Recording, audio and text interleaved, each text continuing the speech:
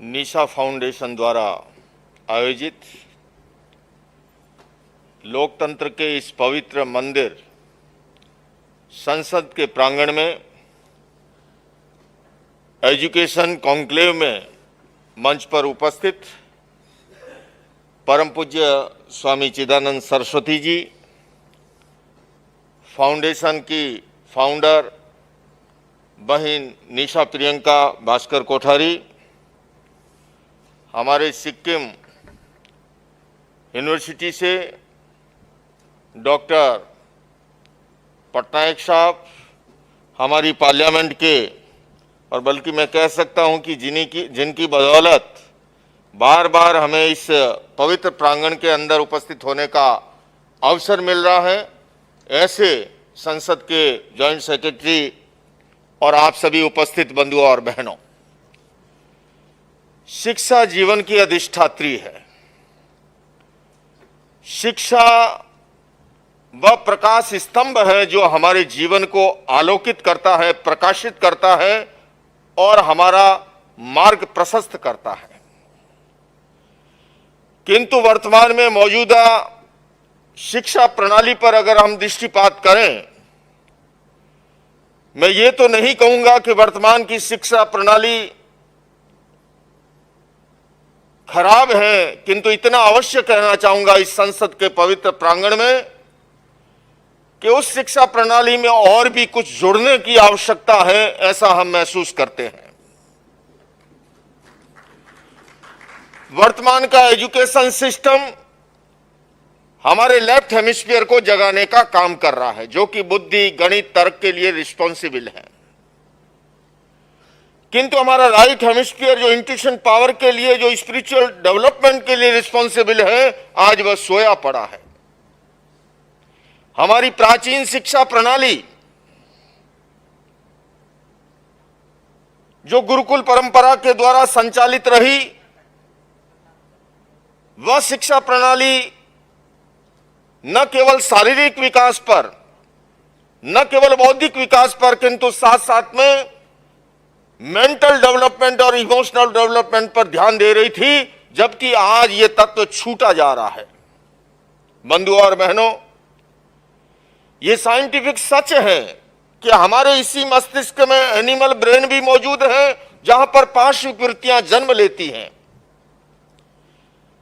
और हमारे इसी मस्तिष्क में नियोकॉर्टेक्स परत भी मौजूद है, जहां पर मानवीय और दैविक वृत्तियां जन्म लेती हैं। मेडिकल साइंस भी इस बात को स्वीकार करता है, अगर बच्चे का सिंपैथेटिक नर्वस सिस्टम अधिक सक्रिय है या पैरासिम्पैथेटिक नर्वस सिस्टम, या तो वह हीन भावना में चला जाएगा, डब्बू रह जाएगा, या इतना आक्रामक बन जाएगा जैसे वर्जीनिया की यूनिवर्सिटी में एक स्टूडेंट ने 32-33 स्टूडेंट को शूट करके रख दिया। बंधुओं और बहनों, ये हमें टुकड़ों टुकड़ों में दिखने वाली हिंसा, कभी जातिवाद के नाम पर, कभी वर्णवाद के नाम पर, कभी रंगवाद के नाम पर, कभी नस्लवाद के नाम पर, कभी क्षेत्रवाद के नाम पर, जब जब व्यक्ति का एनिमल ब्रेन जागृत होता है, तब तक वह पाश्विक वृत्तियों में संलग्न होता है। आज अपेक्षा इस बात की है कि प्रारंभ से ही एजुकेशन सिस्टम के अंदर पीस एजुकेशन जैसे कार्यक्रमों को इंट्रोड्यूस किया जाए, जिससे कि नियोकॉर्टेक्स परत को जगाया जा सके और एनिमल ब्रेन को तिरोहित किया जा सके। आज अपेक्षा है सर्वांगीण विकास की,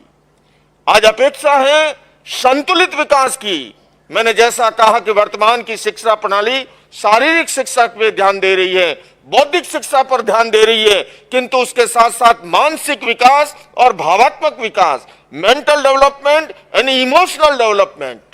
और उसके अभाव के अंदर क्या स्थिति बनती है हम देखते हैं। जब एक साइंटिस्ट बहुमंजिली इमारत से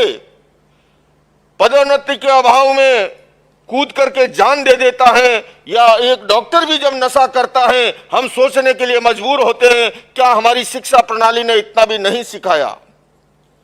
आज हमारी वर्तमान की शिक्षा प्रणाली के अंदर अच्छे डॉक्टर बन रहे हैं, वकील बन रहे हैं, इंजीनियर बन रहे हैं, मैं हमारे बैठे हुए चांसलर साहब की मौजूदगी में कहना चाहूंगा, किंतु उसके साथ साथ में एक अच्छे व्यक्ति का निर्माण कैसे हो, एक अच्छे इंसान का निर्माण कैसे हो, और उसके लिए अपेक्षा है शिक्षा प्रणाली के अंदर वैल्यू एजुकेशन, मूल्य परक शिक्षा, पीस एजुकेशन जैसे कार्यक्रमों को। कुछ वर्षों पूर्व अमेरिकी राष्ट्रपति बिल क्लिंटन से मेरी जब भेंट हुई, मैंने उनसे भी कहा कि आप पीस पे कॉन्फ्रेंस करते हैं,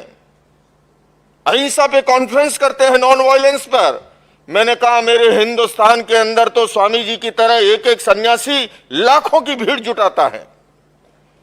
किंतु यह कटु सच है कि व्यक्ति केवल उपदेश से नहीं बदलता, केवल सिद्धांत से नहीं बदलता, बदलाव आता है जीवन में प्रयोग के द्वारा। हमारी प्राचीन शिक्षा प्रणाली प्रयोग आधारित थी। अगर हम वो उस कथा को केवल याद करें, सत्यम वद धर्मम चर क्रोधम मा कुरु, युधिष्ठिर जी और द्रोणाचार्य जी का वो प्रसंग जो है, अगले दिन पूछा गया, द्रोणाचार्य जी ने बच्चों से पूछा कि पाठ याद हो गया? सभी विद्यार्थियों ने कहा पाठ याद हो गया। एक विद्यार्थी ने कहा मुझे पाठ याद नहीं हुआ। कहा इतना छोटा सा पाठ, कल याद करके आना। जब अगले दिन पूछा तब भी कहा मुझे पाठ याद नहीं हुआ। फिर अगले दिन के लिए कहा, तब भी कहा पाठ याद नहीं हुआ। तो एक चांटा जड़ दिया गया। वह जमाना अलग था, आज तो चांटा जड़ दे तो अध्यापक को दरवाजे पर ही सल्ट ले उसे। जब चांटा जड़ा और विद्यार्थी कहता है कि मुझे पाठ याद हो गया, बोले ये क्या बात? बोले गुरुदेव आपने ही तो कहा था कि शिक्षा वो शिक्षा है जो जीवन में उतर जाए। मुझे अब तक गुस्सा आता था, किंतु आज मुझे गुस्सा नहीं आया, मैं कह सकता हूं मुझे पाठ याद हो गया। बंधुओं और बहनों, ये प्रयोग आधारित शिक्षा प्रणाली,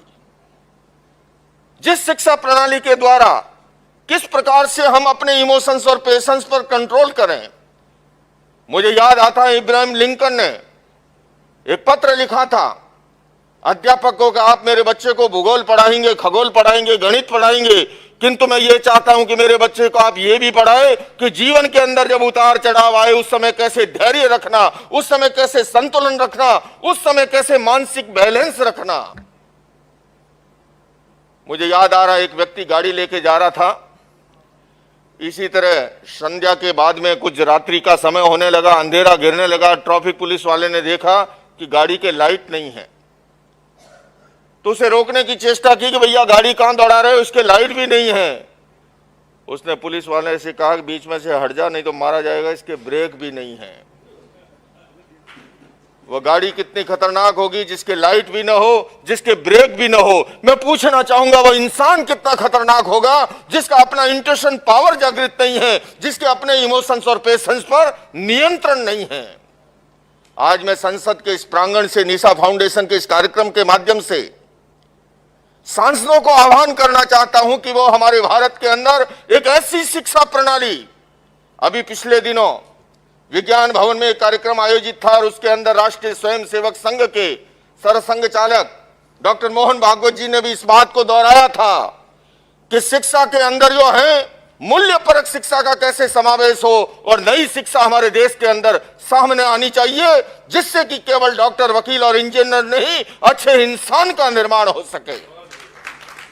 मैं बधाई देना चाहता हूं निशा फाउंडेशन को कि उन्होंने संसद के प्रांगण के माध्यम से इस बात को उठाया, जिसके अंदर शिक्षाविद भी हैं, धर्मगुरु भी हैं, स्कॉलर भी हैं और अलग अलग क्षेत्रों के वो लोग हैं जो दूर दराज के अंदर काम कर रहे हैं शिक्षा के क्षेत्र के अंदर और जिन्होंने नए नए प्रयोग किए हैं। मैं समझता हूं यहां से उठने वाली बात जो है संसद के अंदर और संसद के नजदीक में ही हमारा नॉर्थ ब्लॉक और साउथ ब्लॉक है, वहां पर बैठने वालों लोगों तक अगर पहुंचेगी और अगर कुछ बदलाव आया तो निश्चित रूप से भाई भास्कर और बहन निशा, इन दोनों को जो है इस बात के लिए श्रेय जाएगा कि जिन्होंने एक अच्छे विषय का चयन किया और इस बात पर चर्चा हुई। मैं अपेक्षा करता हूं निश्चित रूप से हमारी भारत सरकार, शिक्षा मंत्री इस बात पर ध्यान देंगे और अगर ऐसा कुछ हुआ तो निश्चित रूप से ये समाज के लिए, देश के लिए, हम सब के लिए उपयोगी होगा। इन्हीं शब्दों के साथ ओम अरहम।